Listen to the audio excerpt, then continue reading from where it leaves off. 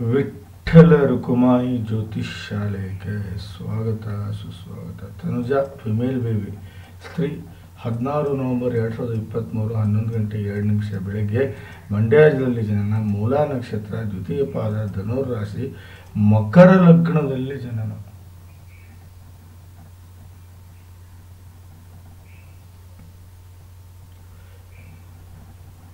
ಮಕರ ಲಗ್ನದಲ್ಲಿ ಜನನ. ಆದರೆ ವಿಚಿತ್ರ ಆದರೂ ಸತ್ಯ ಏನು ಅಂದರೆ ಮೂಲಾ ನಕ್ಷತ್ರ ನೋಡಿ ಹೆಂಗೆ ಅಂದರೆ ಇದು ಟೋಟಲಿ 27 ನಕ್ಷತ್ರಗಳಿವೆ. ಆ 27 ನಕ್ಷತ್ರದಲ್ಲಿ 6 ಗಂಡ ಮೂಲ ನಕ್ಷತ್ರಗಳು. ಈ 6 ಗಂಡ ಮೂಲ ನಕ್ಷತ್ರಗಳಲ್ಲಿ ಯಾವ್ಯಾವ ಅಂದರೆ ಮಗಾದ 4 ಪಾದಗಳು, ಜ್ಯೇಷ್ಠಾದ 4 ಪಾದಗಳು, ಅಶ್ಲೇಷಾದ 4 ಪಾದಗಳು, ರೇವತಿಯ 3 ಮತ್ತು 4ನೇ ಪಾದ, ಅಶ್ವಿನಿಯ 1 ಮತ್ತು 2ನೇ ಪಾದ, ಮೂಲಾದ 1 ಮತ್ತು 2ನೇ ಪಾದ ಗಂಡ ಮೂಲ ನಕ್ಷತ್ರ, ಧನುರ್ ರಾಶಿ, ಮಕರ ಲಗ್ನ. ಏನಾದರೂ ಒಂದು ಪ್ರಾಬ್ಲಮ್ ಆಗುತ್ತೆ ಮೂಲ ನಕ್ಷತ್ರದಲ್ಲಿ. ಹೌದು, ಎಜುಕೇಷನ್ ಆಗಿರ್ಬೋದು, ಮೆಂಟಲಿ ಸ್ಟ್ರೆಂತ್ ಆಗಿರ್ಬೋದು, ಮಾನಸಿಕವಾಗಿ ಹಿಡಿತ ಆಗಿರ್ಬೋದು, ದೈಹಿಕವಾದಂಥ ಹಿಡಿತ ಆಗಿರ್ಬೋದು, ಅಥವಾ ಫ್ಯಾಮಿಲಿ ವೈಸ್ ಗ್ರೋತ್ ಆಗಿರ್ಬೋದು. ಏನಾದರೂ ಒಂದು ತೊಂದರೆ ಹುಟ್ಟಿನಿಂದ ಹಿಡ್ಕೊಂಡು ಕೊನೆಯವರೆಗೂ ಇದ್ದೇ ಇರುತ್ತೆ. ಇದನ್ನು ನೀವು ಸರಿ ಮಾಡ್ಕೋಬೇಕಂದ್ರೆ ದಯವಿಟ್ಟು ಗೋಮುಖ ಪ್ರಸವ ಪೂಜೆ ಮಾಡ್ಕೊಳ್ಳಿ. ನೀವು ಗೋಮುಖ ಪ್ರಸವ ಪೂಜೆ ಮಾಡ್ಕೊಳ್ಳಿಲ್ಲ ಅಂದರೆ 100% ಹೇಳ್ತೀನಿ ಇದು ರಿಕವರಿ ಆಗೋದಿಲ್ಲ. ಹೆಚ್ಚಾಗಿ ನೀವು ಈ ಬೆಳ್ಳಿ ಆಕಳ ಕೊಡೋದೆಲ್ಲ ಬಿಡಿ, ದಯವಿಟ್ಟು ಒಂದು ಒಳ್ಳೆ ಹಸುನೇ ಕೊಟ್ಬಿಡಿ. ಗೋಮುಖ ಪ್ರಸವ ಪೂಜೆ ಮಾಡಿ ಒಂದು ಹಸುನ ಕೊಡೋದು ಬಹಳ ಉತ್ತಮ ಅಂತ ಹೇಳ್ತಾ ಬನ್ನಿ ನೋಡೋಣ.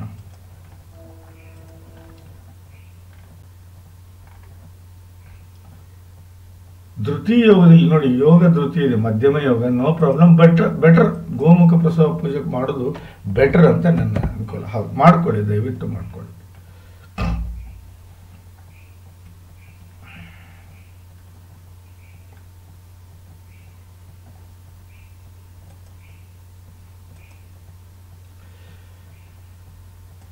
ಒಂದು ನೀವು ನಿಮ್ಮ ವ್ಯಕ್ತಿತ್ವ, 2 ವ್ಯವಹಾರ, 3 ಪರಾಕ್ರಮ, 4 ನಿಮ್ಮ ತಾಯಿ ಹಾಗೂ ಪ್ರಾಪರ್ಟಿ, 5 ವಿದ್ಯೆ, 6 ಕಷ್ಟ, 7 ದಾಂಪತ್ಯ, 8 ಶತ್ರು, 9 ಭಾಗ್ಯ, 10 ಕೆಲಸ, 11 ಲಾಭ, 12 ವಿದೇಶಿ ಪ್ರಯಾಣ.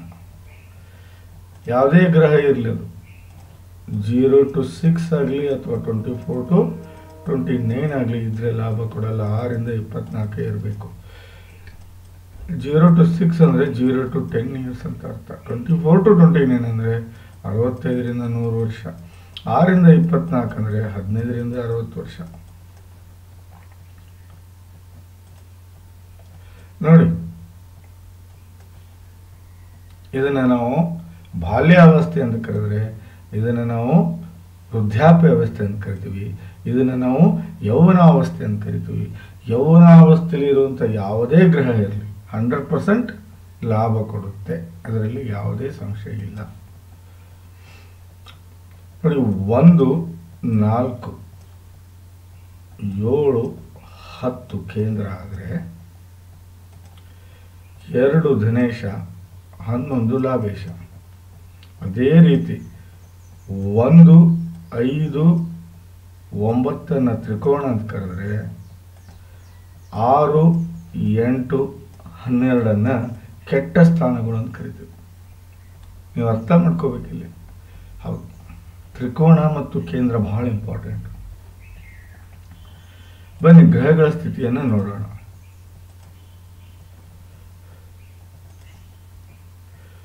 ವಕ್ರಗತಿ,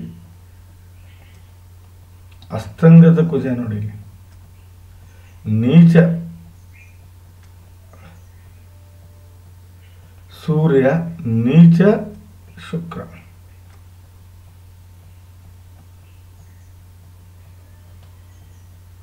ನೀಚ ಸೂರ್ಯ, ನೀಚ ಶುಕ್ರ.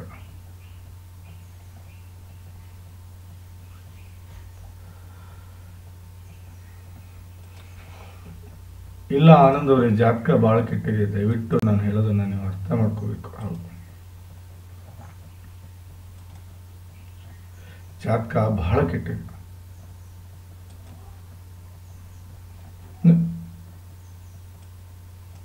1, 4, 7, 10 ನೋಡಿ.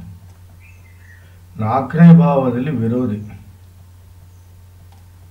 10ನೇ ಭಾವದಲ್ಲಿ ನೀಚ ಗ್ರಹ, 1, 7ರಲ್ಲಿ ಖಾಲಿ. ಅದಕ್ಕಿಂತ ಮುಂಚಿತವಾಗಿ ನೀವು ನೋಡಿ, ಮಕರ ಲಗ್ನದ ಯೋಗಕಾರಕ ಗ್ರಹಗಳು ಯಾವ್ಯಾವ ಅಂತ ಕೊಡಬೇಕು. ಶನಿ 1ನೇದು, 2ನೇದು ಶುಕ್ರ, 3ನೇದು ಬುಧ, 4ನೇದು ಕುಜ. ರಾಹು ಕೇತು ಏನಿದಾರಲ್ಲ ಗೆಳೆಯರಾದರೂ ಸಹ ಒಳ್ಳೆ ಜಾಗದಲ್ಲಿದ್ದರೆ ಒಳ್ಳೆ ಫಲ. ಇಲ್ಲ ಅಂತಂದರೆ ವಿರೋಧಿಗಳು ಚಂದ್ರ, ಸೂರ್ಯನೂ ಹೌದು, ಗುರುನೂ ಹೌದು. ಗುರು 12ನೇ ಮನೆ ಸ್ವಾಮಿ ಆಗ್ತಾನೆ.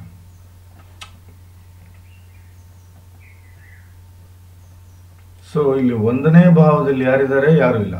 4ನೇ ಭಾವದಲ್ಲಿ ವಿರೋಧಿ ಗುರು ಇದ್ದಾನೆ. 7ನೇ ಭಾವದಲ್ಲಿ ಯಾರಿಲ್ಲ. 10ನೇ ಭಾವದಲ್ಲಿ ನೀಚ ಸೂರ್ಯ ಇದ್ದಾನೆ. ಹಾಗಾಗಿ ಇದನ್ನು ನಾನು ಕಾಳಸರ್ಪ ದೋಷ ಅಂತ ಕರಿತೇನೆ.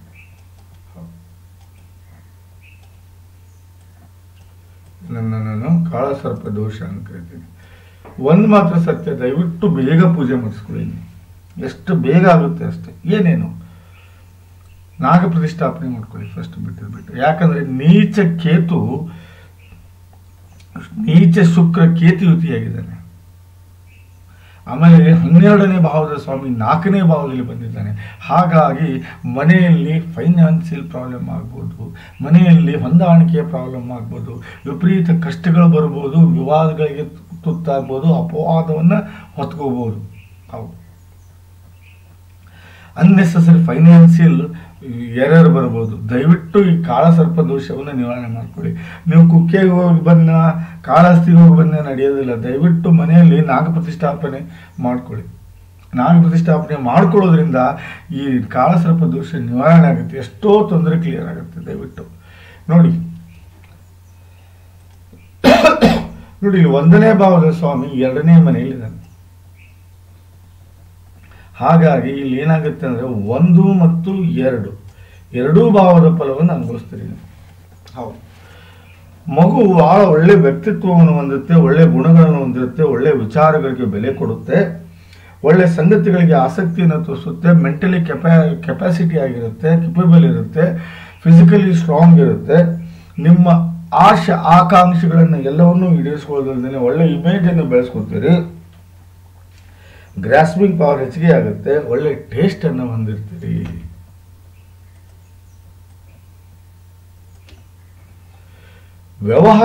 ನಿಮ್ಮ ವ್ಯವಹಾರಗಳು ಬಹಳ ಚೆನ್ನಾಗಿ ನಡೀತವೆ. ಒಳ್ಳೆ ಬಿಹೇವಿಯರ್ ಅನ್ನು ಕಲಿತೀರಿ, ಒಳ್ಳೆ ಹ್ಯಾಬಿಟ್ಸ್ ಅನ್ನು ಕಲಿತಿರ್ತೀರಿ. ನಡವಳಿಕೆ ಬಹಳ ಚೆನ್ನಾಗಿರುತ್ತೆ. ದುಡ್ಡಿನ ಒಳಹರಿವು ಹೊರಹರಿವು ಸಮತೋಲನದಲ್ಲಿರುತ್ತೆ. ಸಂಬಂಧಿಗಳ ಬಗ್ಗೆ ಸಹಾಯ ಮಾಡ್ತಾರೆ.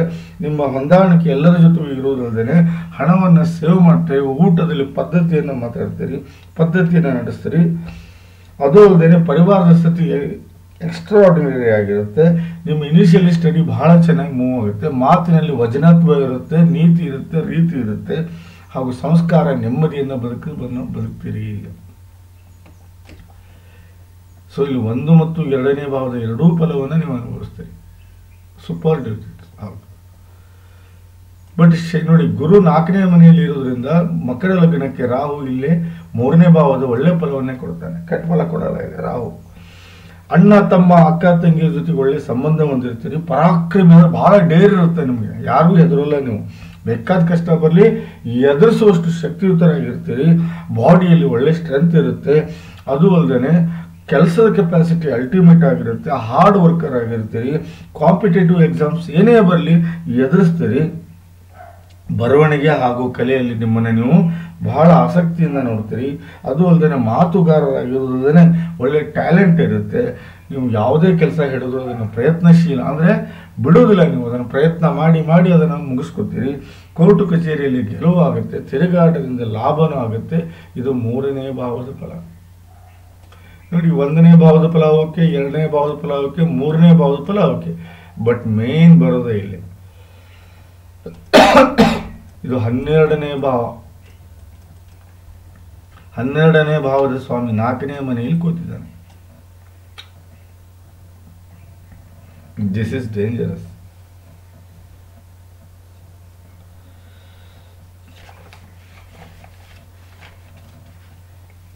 ತಾಯಿಗೆ ಆರೋಗ್ಯ ಕೆಡಬಹುದು, ತಾಯಿಗೆ ಸಂಕಷ್ಟ ಬರಬಹುದು, ತಾಯಿ ತೊಂದರೆಯಲ್ಲಿ ಸಿಗಾಕೋಬಹುದು, ತಾಯಿ ಬಹಳ ಸಂಕಷ್ಟಕ್ಕೆ ಸಿಗಾಕೋತಾಳೆ. ಇವರು ಯಾವುದೇ ವ್ಯವಹಾರ ಮಾಡಿದರೂ ನಡೆಯೋದಿಲ್ಲ, ನೆಮ್ಮದಿಯ ಬದುಕು ಸಿಗೋದಿಲ್ಲ, ಸುಖಮಯ ಜೀವನ ಸಾಗಿಸೋಕ್ಕಾಗೋದಿಲ್ಲ, ಪ್ರಾಪರ್ಟಿ ವಿಚಾರದಲ್ಲಿ ಕತ್ಲ ಆಗ್ಬೋದು, ಹೈಯರ್ ಎಜುಕೇಷನ್ ಆಗೋದಿಲ್ಲ, ಹಾರ್ಟ್ ರಿಲೇಟೆಡ್ ಪ್ರಾಬ್ಲಮ್ಸ್ ಬರಬಹುದು, ಹೊಂದಾಣಿಕೆಯ ಬದುಕು ಬಹಳ ಕಷ್ಟ ಆಗ್ಬೋದು, ಮನೆಯ ಸ್ಥಿತಿ ಎತ್ತಬಿತ್ತ ಹೋಗ್ಬೋದು, ಸ್ಟೈಲ್ ಆಫ್ ಲಿವಿಂಗ್ ಬಹಳ ಕಡಿಮೆ ಆಗಿಬಿಡುತ್ತೆ, ಮನೆಗೆ ಬಂದವ್ರನ್ನ ನೋಡ್ಕೊಳ್ಳೋಕ್ಕಾಗೋದಿಲ್ಲ, ಸಮಾಜದಲ್ಲಿ ಒಳ್ಳೆ ಹೆಸರು ತೆಗಿಯೋಕ್ಕಾಗೋದಿಲ್ಲ.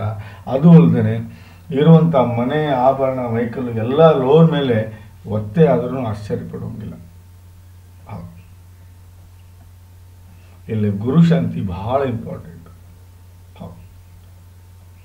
ಗುರು ಶಾಂತಿ ಇಂಪಾರ್ಟೆಂಟ್, ಯಾಕಂದ್ರೆ ಬಹಳ ಕೆಟ್ಟದ್ದಿದು.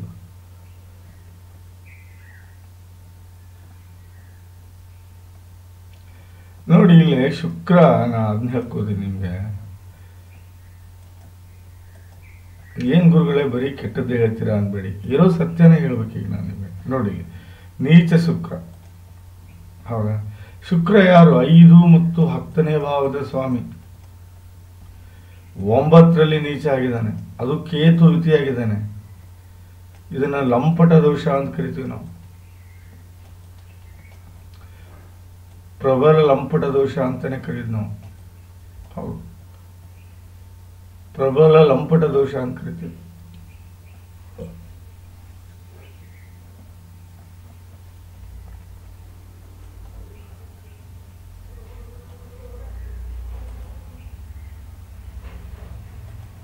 ನೋಡಿ 5ನೇ ಭಾವ, ಎಜುಕೇಶನ್ ಹಾಳಾಗ್ಬೋದು, ದಾಂಪತ್ಯ ಹಾಳಾಗ್ಬೋದು, ಸೆಕ್ಸುವಲ್ ಲೈಫ್ ಕಡಿಮೆ ಆಗ್ಬೋದು, ಇಲ್ಲ ವಿಪರೀತ ಆಗ್ಬೋದು, ಮಕ್ಕಳು ಹುಟ್ಟದೇ ಹೋಗ್ಬೋದು, ಅಪ್ಪಿತಪ್ಪಿ ಮಕ್ಕಳು ಹುಟ್ಟಿದ್ರೆ ಮಕ್ಕಳ ಭಾಗ್ಯ, ಮಕ್ಕಳಿಂದ ವಿಪರೀತ ಹಿಂಸೆ ಅನುಭವಿಸ್ಬೋದು, ಯಾವುದೇ ಟ್ಯಾಲೆಂಟ್ ಬೆಳೆಯದೇ ಹೋಗ್ಬೋದು, ಕೆಟ್ಟ ಪಾಪ್ಯುಲಾರಿಟಿ ಬೆಳಿಬೋದು, ಪ್ರೀತಿ ಪ್ರೇಮದಲ್ಲಿ ಮೋಸ ಆಗ್ಬೋದು, ವಿಪರೀತ. ಇಲ್ಲ ನೀವು ಮಾಡ್ಬೋದು, ಇಲ್ಲ ಅವರು ಮಾಡ್ಬೋದು, ಯಾವುದೇ ಕಾಂಪಿಟೇಷನ್ ಆಗಲಿ, ಯಾವುದೇ ಕಷ್ಟ ಆಗಲಿ ತಡ್ಕೊಳಕ್ಕಾಗದಷ್ಟು ಹಿಂಸೆ ಆಗ್ಬೋದು, ಸುಖ ಶಾಂತಿಯಿಂದ ದೂರ ಹೋಗ್ಬೋದು, ಇವ್ರ ಕಷ್ಟಗಳನ್ನೇ ನೋಡ್ಬೋದು, ಸಾಧನೆಗೆ ದಾರಿ ಆಗದೆ ಹೋಗ್ಬೋದು, ಒಳ್ಳೆ ಗುಣಗಳು ಬೆಳೆಯದೇ ಹೋಗ್ಬೋದು, ಕೆಟ್ಟ ಪಬ್ಲಿಕ್ ಇಮೇಜ್ ಅನ್ನು ಬೆಳೆಸ್ಕೋಬಹುದು. ಅರ್ಥ ಮಾಡ್ಕೊಳ್ಳಿ ನಾನು ಹೇಳೋದನ್ನ.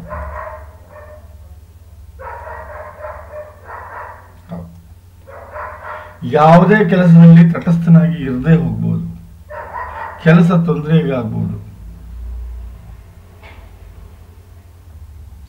ಮಾನ ಪ್ರತಿಷ್ಠೆ ಸಂಪತ್ತು ಐಶ್ವರ್ಯ ಎಲ್ಲವನ್ನೂ ನೀವು ಕಳ್ಕೋಬಹುದು. ಇದು 10ನೇ ಭಾವದ ಫಲ.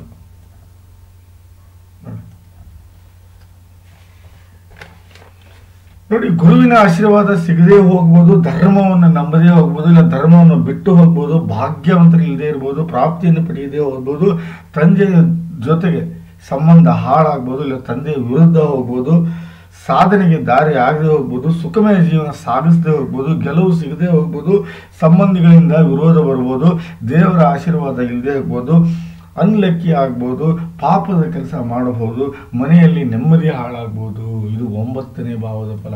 ಒಂದು ಚಿಕ್ಕ ಮಗು ಇಷ್ಟೆಲ್ಲ ಕೆಟ್ಟದ್ದು ಹೇಳಕ್ ನನಗೆ ಮನಸ್ಸು ಬರಲ್ಲ ರೀ. ಆದ್ರೆ ಜಾತಕ ಏನ್ ಹೇಳುತ್ತೆ ಅದನ್ನೇ ಹೇಳ್ಬೇಕು ನಾನು. ಜಾತಕದಲ್ಲಿ ಏನಿದೆ ಅದನ್ನೇ ಹೇಳ್ಬೇಕು ನಾನು, ಬೇರೆ ಹೇಳಿದ್ರೆ ಹೇಗೆ?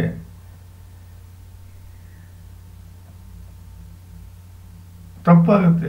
ನೋಡಿ ಲಂಪಟ ದೋಷ ಬಹಳ ಡೇಂಜರಸ್ ದೋಷ ಇದು, ಅರ್ಥ ಮಾಡ್ಕೊಳ್ಳಿ ನಾನು ಹೇಳೋದನ್ನ. ಈ ಲಂಪಟ ದೋಷ ಬಹಳ, ಅದು 9ನೇ ಮನೆಯಲ್ಲಿ. ನೋಡಿ,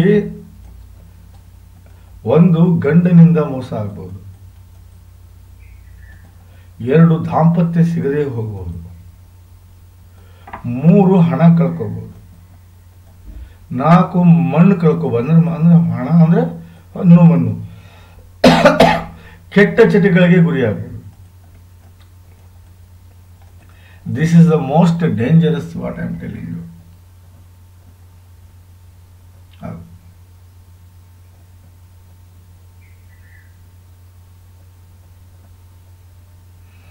ಲಂಪಟ ದೋಷ, ಲಂಪಟ ದೋಷ ಬಹಳ ಡೇಂಜರಸ್. ಅದು ಹೋಗಿ ಹೋಗಿ 9 ಅಂದ್ರೆ ಏನು ಗೊತ್ತಾ? ಜೀವನ. 9 ಅಂದ್ರೆ ಜೀವನ. ಫ್ಯೂಚರ್ಗೆ 9 ನೋಡ್ತೇವೆ ನಾವು. ಇವನ್ ಫ್ಯೂಚರ್ ಹೇಗಿರುತ್ತಪ್ಪ ಅನ್ನಕ್ಕೆ ನಾವೇನು ಮಾಡ್ತೀವಿ? 9 ನೋಡ್ತೇವೆ.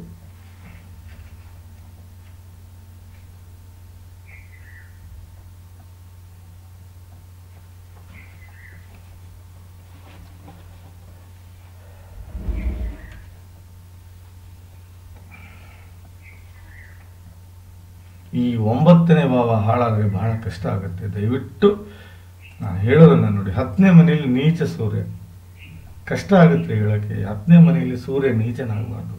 ಹೌದು, ಸರ್ಕಾರದಿಂದ ತೊಂದರೆ ಅನುಭವಿಸ್ತೀರಾ, ಕೋರ್ಟು ಕಚೇರಿ ಅಡ್ಡಾಡ್ತೀರಾ, ಇಲ್ಲ ಜೈಲು ವಾಸ ಆಗುತ್ತೆ, ಇಲ್ಲ ಯಾವುದಾದ್ರೂ ಕ್ರೈಮ್ ಒಳಗೆ ಇನ್ವಾಲ್ವ್ ಆಗ್ಬೋದು. ನೀಚ ಸೂರ್ಯ ಬಿಡಲ್ಲ ಅವನು. ಆಮೇಲೆ ತಂದೆಯಿಂದ ದೂರ ಆಗ್ಬೋದು, ಇಲ್ಲ ತಂದೆಯನ್ನು ಕಳ್ಕೋಬಹುದು. ಒಂದು ತಂದೆಯನ್ನು ಕಳ್ಕೋಬಹುದು, ಇಲ್ಲ ತಂದೆಯಿಂದ ದೂರ ಆಗ್ಬೋದು, ಇಲ್ಲ ಅಂದ್ರೆ ಸರ್ಕಾರದಿಂದ ವಿಪರೀತ ತೊಂದರೆ ಅನುಭವಿಸ್ಬೋದು. ಮೋಸ್ಟ್ ಪ್ರಾಬಬ್ಲಿ ತಂದೆಗೆ ಪ್ರಾಬ್ಲಮ್ ಆಗ್ಬೋದು. ದಯವಿಟ್ಟು ಸೂರ್ಯ ಶಾಂತಿ ಮಾಡ್ಕೊಳ್ಳಿ. ಮಗು ಚಿಕ್ಕದು, ಅವ್ರು ಹೆಂಗ್ ಮಾಡ್ಕೋಬೇಕು? ಅದಕ್ಕೆ ನೀವು ನನ್ಗೆ ಹೇಳಿದ್ರೆ ಭಟ್ರನ್ನ ಕಳಿಸ್ಕೊಡ್ತೀನಿ ನಾನು ನಿಮ್ಮ ಮನೆಗೇನೆ. ಅವ್ರು ಬಂದು ಶಾಂತಿ ಮಾಡೋಗ್ತಾರೆ. ಇಲ್ಲ ತೊಂದರೆ ಭಾಳ ಆಗುತ್ತೆ. ದಯವಿಟ್ಟು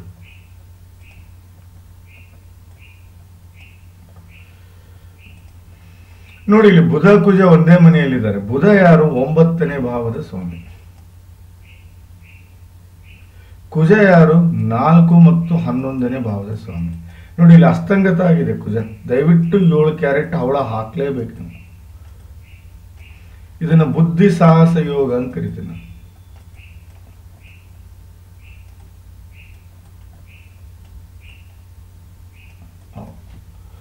ಬುದ್ಧಿ ಸಾಹಸ ಯೋಗ ಅಂತ ಕರಿತೀನಿ.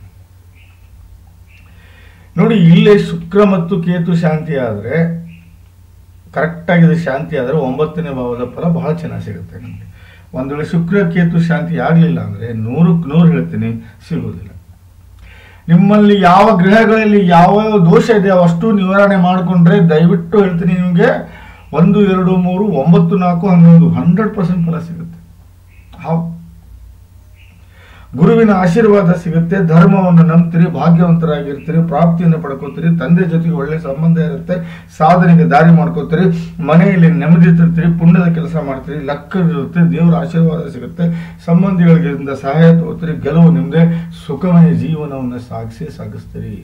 ನಾನು ಹೇಳೋದನ್ನು ಅರ್ಥ ಮಾಡ್ಕೋಬೇಕು ನೀವು. ಇವನು ಶಾಂತಿ ಆಗಬೇಕು. ಇವರು 9ನೇ ಮನೆಯಲ್ಲಿ ಶಾಂತಿ ಆಗಬೇಕು. ಗುರು ಶಾಂತಿ ಆದ್ರೆ, ನಾ ಹೇಳೋದನ್ನ ಅರ್ಥ ಮಾಡ್ಕೊಳ್ಳಿ. ಇಲ್ಲಿ ಮೇಷ 4ನೇ ಮನೆಯಲ್ಲಿ ಗುರು ಇದ್ದಾನೆ. ಗುರು ಶಾಂತಿ ಆದ್ರೆ 100ಕ್ಕೆ 100 ಪೂಜೆಯಲ್ಲಿ ಒಳ್ಳೆ ಫಲ ಕೊಡ್ತಾನೆ. ಬಟ್ 7 ಕ್ಯಾರೆಟ್ ಹವಳ ಹಾಕಲಿಲ್ಲ ಅಂದ್ರೆ ನಡೆಯೋದಿಲ್ಲ ಇಲ್ಲಿ. ಹೌದು, ಇಲ್ಲೇ 7 ಕ್ಯಾರೆಟ್ ಹವಳ ಹಾಕಿದ್ರೆ ಮಾತ್ರ ಹೇಳೋದು ನಾನು. 4, 11 ಒಳ್ಳೆ ತಾಯಿ ಇಲ್ಲಿ ಆರೋಗ್ಯದಲ್ಲಿ ಚೇತರಿಕೆ ಆಗುತ್ತೆ. ಒಳ್ಳೆ ಬಿಸ್ನೆಸ್ ವ್ಯವಹಾರ ಮಾಡ್ಬೋದು, ನೆಮ್ಮದಿಯ ಬದುಕನ್ನು ಬದುಕೋದು, ಸುಖಮಯ ಜೀವನವನ್ನು ಸಾಗಿಸ್ಬೋದು, ಒಳ್ಳೆ ಪ್ರಾಪರ್ಟಿಯನ್ನು ಖರೀದಿ ಮಾಡ್ಬೋದು, ಹೈಯರ್ ಎಜುಕೇಷನ್ ಆಗಿರ್ಬೋದು, ಹಾರ್ಟ್ ರಿಲೇಟೆಡ್ ಪ್ರಾಬ್ಲಮ್ಸಿಂದ ದೂರ ಹೋಗ್ಬೋದು, ಕಂಫರ್ಟಬಲ್ ಆಗಿ ಎಲ್ಲರ ಜೊತೆ ಮೂವ್ ಆಗ್ಬೋದು, ಮನೆಯ ಸ್ಥಿತಿ ಬಹಳ ಚೆನ್ನಾಗಿ ಎತ್ತರಕ್ಕೆ ಹೋಗುತ್ತೆ, ಸ್ಟೈಲ್ ಆಫ್ ಲಿವಿಂಗ್ ಹೈ ಇರುವುದಲ್ಲದೆ ಮನೆಗೆ ಬಂದವ್ರನ್ನ ಬಹಳ ಪ್ರೇಮದಿಂದ ನೋಡ್ಕೋಬೋದು, ಸಮಾಜದಲ್ಲಿ ಒಳ್ಳೆ ಹೆಸರನ್ನು ಮಾಡುವುದಲ್ಲದೆ ಮೂವಬಲ್ ಅಂಡ್ ಇಮ್ಮೂವಬಲ್ ಪ್ರಾಪರ್ಟಿಯನ್ನು ಖರೀದಿ ಮಾಡಬಹುದು. ಇದು 4ನೇ ಭಾವದ ಫಲ. ಯಾವಾಗ ಗುರು ಎಲ್ಲಾ ಗ್ರಹಗಳ ಶಾಂತಿ ಆದರೆ ಮಾತ್ರ ಫಲ, ಇಲ್ಲ ಅಂದ್ರೆ ಇಲ್ಲ. ನಾನು ಹೇಳುವ ಪೂಜೆ ಪುನಸ್ಕಾರಗಳನ್ನು ಮಾಡಿಕೊಂಡು ನೀವು ಮಾಡಿದರೆ ಇವನ್ನ ಅನುಭವಿಸ್ಬೋದು, ಇಲ್ಲ ಅಂದ್ರೆ ಇಲ್ಲ.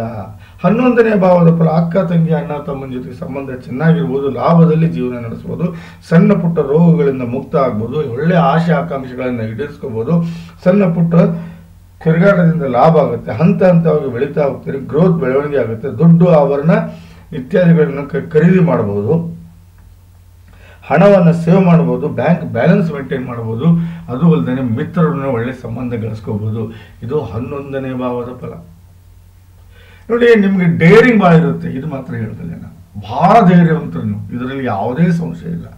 ಏನು ಮಾಡೋಕ್ಕೂ ನಿಮಗೆ ಹೆದರಿಕೆ ಬರುವುದಿಲ್ಲ. ಅಷ್ಟೇ ರೀತಿ ಒಳ್ಳೆ ಬುದ್ಧಿನೂ ಇದೆ ನಿಮಗೆ. ಅದಕ್ಕೆ ಬುದ್ಧಿ ಸಾಹಸ ಯೋಗ ಅಂತೇಳಿ. ಈಗ ನೋಡಿ, ಈ ಬುದ್ಧಿ ಸಾಹಸ ಯೋಗ ಆಕ್ಟಿವೇಟ್ ಆಗ್ಬೇಕಂದ್ರೆ ನಾನು ಓಪನ್ ಹೇಳ್ತಾ ಇದ್ದೀನಿ, ನಾನು ಹೇಳುವ ಗ್ರಹಗಳ ಶಾಂತಿ ಆದರೆ ಮಾತ್ರ ಬುದ್ಧಿ ಸಾಹಸ ಯೋಗದ ಫಲವನ್ನು ಪಡೆಯುತ್ತೆ. ಆಗಿರ್ತೀರಿ. ಯಾರ ಜಾತಕದಲ್ಲಿ ಬುದ್ಧಿ ಸಾಹಸ ಯೋಗ ಬುದ್ಧಿವಂತರು ಹೌದು, ವಿಪರೀತ ಧೈರ್ಯವಂತರು ಆಗಿರ್ತಾರೆ. ದಯವಿಟ್ಟು ನಾನು ಹೇಳೋದನ್ನ ಅರ್ಥ ಮಾಡ್ಕೊಳ್ಳಿ. ಯಾರ ಜಾತಕದಲ್ಲಿ ಬುದ್ಧಿ ಸಾಹಸ ಯೋಗ ಆಗುತ್ತೋ ಅವ್ರಿಗೆ ಒಳ್ಳೆ ತಂದೆ ತಾಯಿ, ಅಣ್ಣ ತಮ್ಮ, ಅಕ್ಕ ತಂಗಿ, ಯಶಸ್ಸು, ಆರೋಗ್ಯ, ಐಶ್ವರ್ಯ, ಕೀರ್ತಿ, ಸಕಲ ಸಮರ್ಪಕ ಸಂಪೂರ್ಣ ಫಲವನ್ನು ಅನುಭವಿಸುವುದಲ್ಲದೆ ಒಳ್ಳೆ ಸಂಪತ್ತು, ಒಳ್ಳೆ ಐಶ್ವರ್ಯ, ಒಳ್ಳೆ ಪ್ರಾಪರ್ಟಿ, ಒಳ್ಳೆ ಜ್ಞಾನ, ವಿದ್ಯೆ, ಬುದ್ಧಿ, ಒಳ್ಳೆ ದಾಂಪತ್ಯ, ಒಳ್ಳೆ ಗಂಡ ಮಕ್ಕಳು, ಯಶಸ್ಸು, ಕೀರ್ತಿ, ಸಾಧನೆ, ಸಮರ್ಥ ಮಾನಸಿಕ ಹಾಗೂ ದೈಹಿಕ ಶಕ್ತಿ, ಅದು ಅಲ್ಲದೆ ಜೀವನದಲ್ಲಿ ಯಶಸ್ಸನ್ನು ಹೊಂದಿ ಆರೋಗ್ಯವಂತರಾಗಿ ಒಳ್ಳೆ ಆಯುಷ್ಯವಂತರಾಗ್ತಾರೆ ಅಂತ ಜಾತಕ ಹೇಳುತ್ತೆ. ಆದರೆ ನಾನು ಹೇಳುವ ಗ್ರಹಗಳ ಶಾಂತಿ ಆಗಬೇಕು, ಇಲ್ಲ ಅಂದ್ರೆ ಇಲ್ಲ. ನೋಡಿ, ಚಂದ್ರ 2ನೇ ಮನೆಯಲ್ಲಿದ್ದಾನೆ, 12ನೇ ಮನೆಯಲ್ಲಿದ್ದಾನೆ. Super it is. 12ನೇ ಮನೆಯಲ್ಲಿ ವಿಪರೀತ ರಾಜಯೋಗಕ್ಕೆ ಬರ್ತಾನೆ ಕರೆಕ್ಟ್. ಬಟ್ ಇಲ್ಲಿ ಚಂದ್ರ ಮೂಲ ನಕ್ಷತ್ರದ ಇರೋದ್ರಿಂದ ನೀವು ದಯವಿಟ್ಟು ಏನು ಮಾಡ್ಕೋಬೇಕು, ಮೂಲ ನಕ್ಷತ್ರ ಶಾಂತಿ ಮಾಡ್ಕೋಬೇಕು.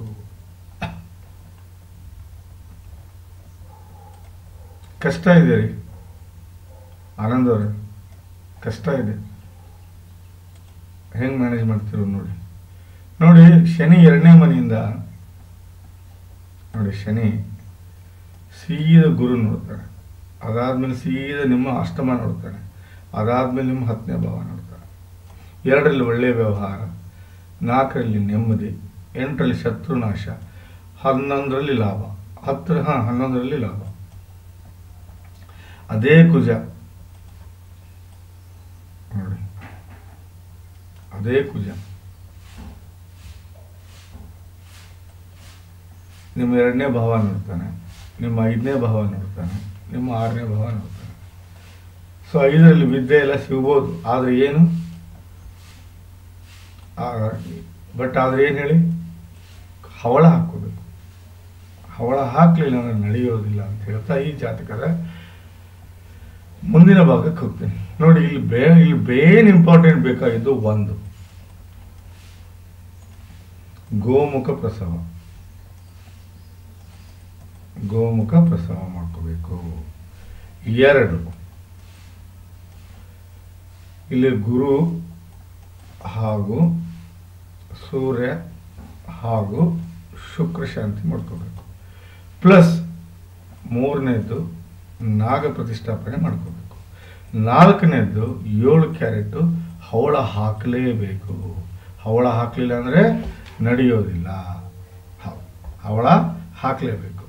ಗೋಮುಖ ಪ್ರಸವ ಪೂಜೆ, ಗುರು ಸೂರ್ಯ ಶುಕ್ರ ಶಾಂತಿ, ನಾಗ ಪ್ರತಿಷ್ಠಾಪನೆ ಹಾಗೂ 7 ಕ್ಯಾರೆಟ್ ಹವಳ ಹಾಕಬೇಕು ಅಂತ ಹೇಳ್ತಾ ನಾನು ಮುಂದೆ ಕರ್ಕೊಂಡು ಹೋಗ್ತೇನೆ.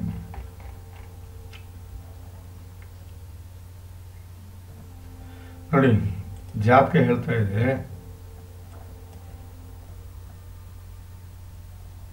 1ನೇ ಮನೆ ಸ್ವಾಮಿ 10ರಲ್ಲಿದ್ದಾನೆ, 5ನೇ ಮನೆ ಸ್ವಾಮಿ 10ರಲ್ಲಿದ್ದಾನೆ, 4ನೇ ಮನೆ ಸ್ವಾಮಿ 4ನೇ ಮನೆಯಲ್ಲಿದ್ದಾನೆ, ಗುರು 7ನೇ ಮನೆಯಲ್ಲಿದ್ದಾನೆ. ಸ್ವಲ್ಪ ಲವ್ ಮ್ಯಾರೇಜ್ ಆಗೋ ಚಾನ್ಸಸ್ ಭಾಳ ಇದೆ. ಆದರೆ ಲಗ್ನ ಕುಂಡ್ಲಿಯಲ್ಲಿ ಇದು ಕೆಟ್ಟಿದೆ, ಶುಕ್ರ ಕೆಟ್ಟಿದ್ದಾರೆ ಅಂತ ದಯವಿಟ್ಟು ನಾನು ಹೇಳೋದನ್ನ ಅರ್ಥ ಮಾಡ್ಕೊಳ್ಳಿ. ಶುಕ್ರ ಶಾಂತಿ ಮಾಡಲಿಲ್ಲ, ಲಂಪಡ ದೋಷದಲ್ಲಿ ದಾಂಪತ್ಯ ಅಷ್ಟು ಹೇಳ್ಕೊಳ್ಳೋಷ್ಟು ಸುಖ ಕೊಡೋದಿಲ್ಲ. ನೋಡಿ, ಎಜುಕೇಷನ್ ಬಗ್ಗೆ ಮಾತಾಡ್ತೀನಿ. ನೋಡಿ, ಎಜುಕೇಷನ್ 1ನೇ ಮನೆ ಸ್ವಾಮಿ ಶುಕ್ರ 9ರಲ್ಲಿದ್ದಾನೆ, ಬುಧನ ಜೊತೆಗಿದ್ದಾನೆ, ಶನಿ 4ನೇ ಮನೆಯಲ್ಲಿ. ಒಳ್ಳೆ ಎಜುಕೇಷನ್ ಸಿಗುತ್ತೆ. ಎಜುಕೇಷನ್ಗೆ ಏನು ಚಿಂತೆ ಇಲ್ಲ. Will be the good in education. ಏನು ಬೇಕಾದ ಎಜುಕೇಷನ್ ಮಾಡ್ಬೋದು, ಅಷ್ಟು ಜಾಣೆ ಆಗಿರ್ತಾಳೆ. ಅದ 1ನೇ ಮನೆ ಸ್ವಾಮಿ ನೀಚ, 7ರಲ್ಲಿ ಶನಿ ನೀಚ. ಇಲ್ಲ ರೀ, ಬಹಳ ತೊಂದರೆಗೀಡಾಗುತ್ತೆ. ನಾವು ಹೇಳೋದನ್ನ ಶಾಂತಿ ಮಾಡ್ಕೊಳ್ಳಿಲ್ಲ ಅಂದರೆ ಬಹಳ ಹಿಂಸೆ ಆಗುತ್ತೆ. ನೋಡಿ, ನಾನು ಹೀಗೆ ಹೇಳಿರ್ತೀನಿ. ಇಲ್ಲ ಗುರುಗಳು, ಇಷ್ಟು ನೀವು ಇಲ್ಲ ಇರೋ ಸತ್ಯನೇ ಹೇಳ್ಬೇಕಿಲ್ಲ. ನಾನು ತಪ್ಪು ಹೇಳುತ್ತಾ ರಾಂಗ್ ಆಗುತ್ತೆ, ನಾನು ಸುಳ್ಳು ಹೇಳೋದು. ಕೇತು ದಶೆ ಒಳ್ಳೇದಲ್ಲ 28ರವರೆಗೂ. ಆಮೇಲೆ ಶುಕ್ರ ದಶೆ ಇಲ್ಲಮ್ಮ. ನಾನು ಹೇಳೋದನ್ನು ಇನ್ನೊಮ್ಮೆ ಕ್ಲಿಯರ್ ಕಟ್ಟಾಗಿ ಹೇಳ್ತಾ ಇದ್ದೀನಿ.